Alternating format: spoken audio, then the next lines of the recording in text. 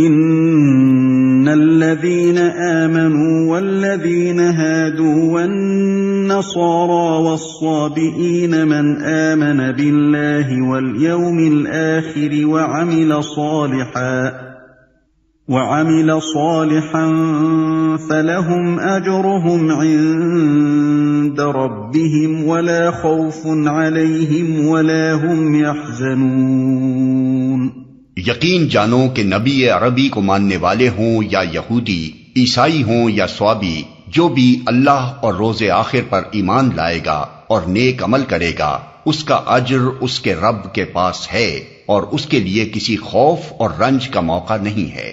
سلسلہ عبارت کو پیش نظر رکھنے سے یہ بات خود بخود واضح ہو جاتی ہے کہ یہاں ایمان اور اعمال صالحہ کی تفصیلات بیان کرنا مقصود نہیں ہے کہ کن کن باتوں کو آدمی مانے اور کیا کیا اعمال کرے تو خدا کے ہاں اجر کا مستحق ہو۔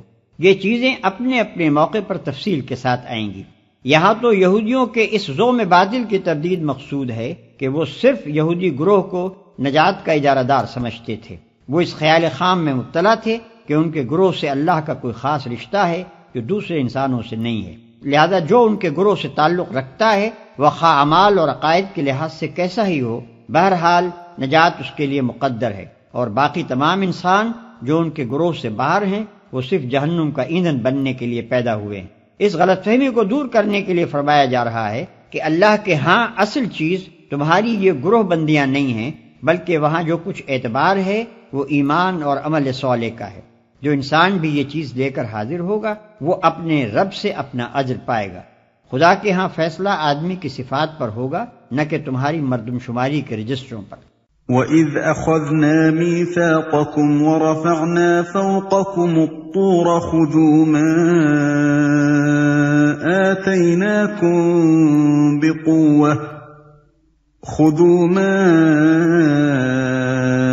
آتَيْنَاكُمْ بِقُوَّةٍ وَاذْكُرُوا مَا فِيهِ لَعَلَّكُمْ تَتَّقُونَ۔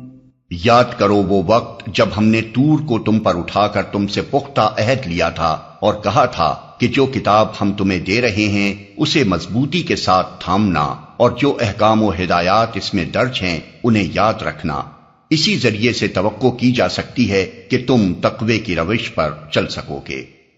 یاد کرو وہ وقت جب ہم نے طور کو تم پر اٹھا کر تم سے پختہ عہد لیا تھا اور کہا تھا۔ اس واقعے کو قرآن میں مختلف مقامات پر جس انداز سے بیان کیا گیا ہے اس سے یہ بات صاف ظاہر ہوتی ہے کہ اس وقت بنی اسرائیل میں یہ ایک مشہور و معروف واقعہ تھا، لیکن اب اس کی تفصیلی کیفیت معلوم کرنا مشکل ہے۔ بس مجملاً یوں سمجھنا چاہیے کہ پہاڑ کے دامن میں میثاق لیتے وقت ایسی خوفناک صورتحال پیدا کر دی گئی تھی کہ ان کو ایسا معلوم ہوتا تھا گویا پہاڑ ان پر آ پڑے گا۔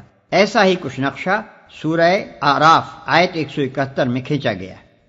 ثم تولیتم من بعد ذلك فلولا فضل اللہ علیکم ورحمته لکنتم من الخاسرین۔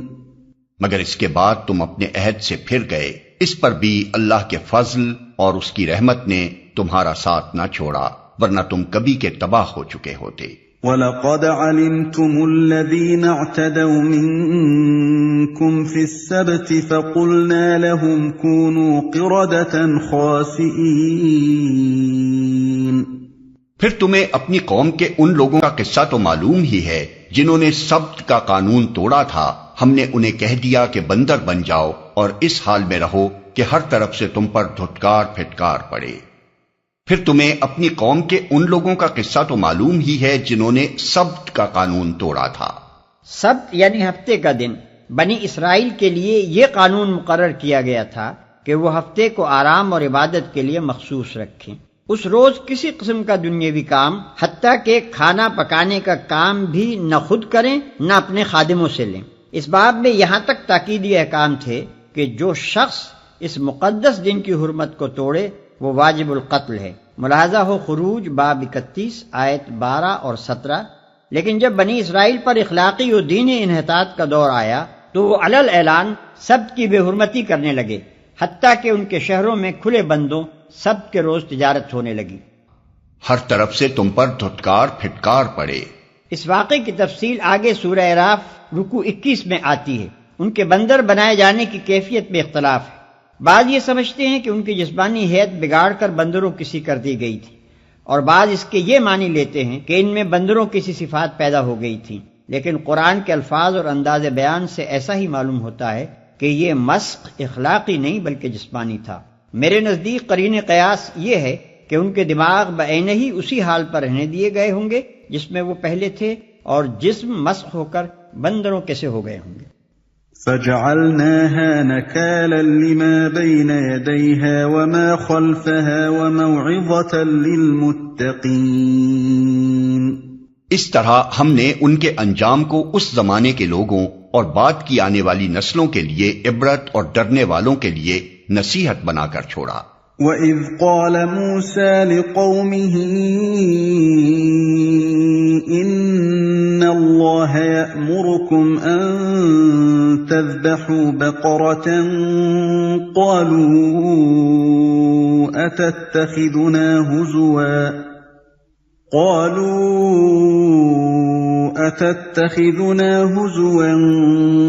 قَالَ أَعُوذُ بِاللَّهِ أَنْ أَكُونَ مِنَ الْجَاهِلِينَ۔ پھر وہ واقعہ یاد کرو جب موسیٰ نے اپنی قوم سے کہا کہ اللہ تمہیں ایک گائے ذبح کرنے کا حکم دیتا ہے۔ کہنے لگے کیا تم ہم سے مذاق کرتے ہو؟ موسیٰ نے کہا میں اس سے خدا کی پناہ مانگتا ہوں کہ جاہلوں کی سی باتیں کروں۔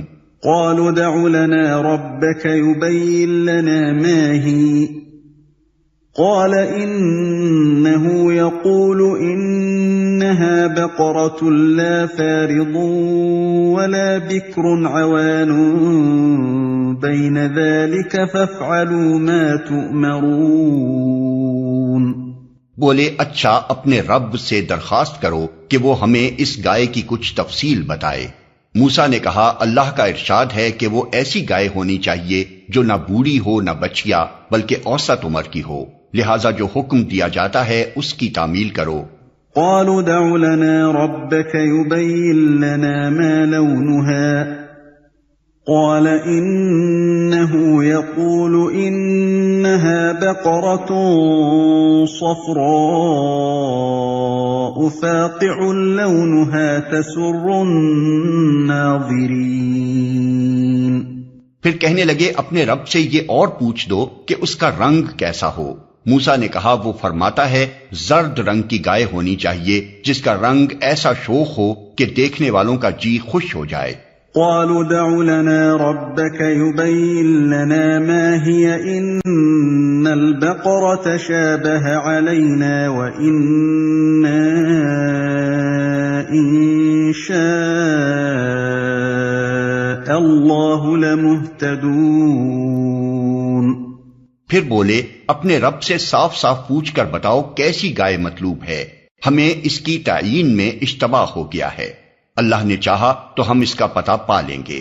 قال إنه يقول إنها بقرة لا ذلول تثير الأرض ولا تسقي الحرث مسلمة لا شية فيها قالوا الآن جئت بالحق فذبحوها وما كادوا يفعلون۔ موسیٰ نے جواب دیا اللہ کہتا ہے وہ ایسی گائے ہے جس سے خدمت نہیں لی جاتی، نہ زمین جوتتی ہے نہ پانی کھینچتی ہے، صحیح سالم اور بے داغ ہے۔ اس پر وہ پکار اٹھے کہ ہاں اب تم نے ٹھیک پتہ بتایا ہے، پھر انہوں نے اسے ذبح کیا ورنہ وہ ایسا کرتے معلوم نہ ہوتے تھے۔ چونکہ ان لوگوں کو اپنی ہمسایہ قوموں سے گائے کی عظمت و تقدیس اور گاؤ پرستی کے مرض کی چھوٹ لگ گئی تھی، اس لیے ان کو حکم دیا گیا کہ گائے ذبح کریں۔ ان کے ایمان کا امتحان ہی اسی طرح ہو سکتا تھا کہ اگر وہ واقعی اب خدا کے سوا کسی کو معبود نہیں سمجھتے تو یہ عقیدہ اختیار کرنے سے پہلے جس بت کو معبود سمجھتے رہے ہیں اسے اپنے ہاتھ سے توڑیں۔ یہ امتحان بہت کڑا امتحان تھا، دلوں میں پوری طرح ایمان اترا ہوا نہ تھا، اس لیے انہوں نے ٹالنے کی کوشش کی اور تفصیلات پوچھنے لگے، مگر جتنی جتنی تفصیلات وہ پوچھتے گئے اتنے ہی گھرتے چلے گئے، یہاں تک کہ آخر کار اسی خاص قسم کی سنہری گائے پر جسے اس زمانے میں پرستش کے لیے مختص کیا جاتا تھا گویا انگلی رکھ کر بتا دیا گیا کہ اسے ذبح کرو۔ بائبل میں بھی اس واقعے کی طرف اشارہ ہے، مگر وہاں یہ ذکر نہیں ہے کہ بنی اسرائیل نے اس حکم کو کس کس طرح ٹالنے کی کوشش کی تھی۔ ملاحظہ ہو گنتی باب 19 آیت 1 اور 10۔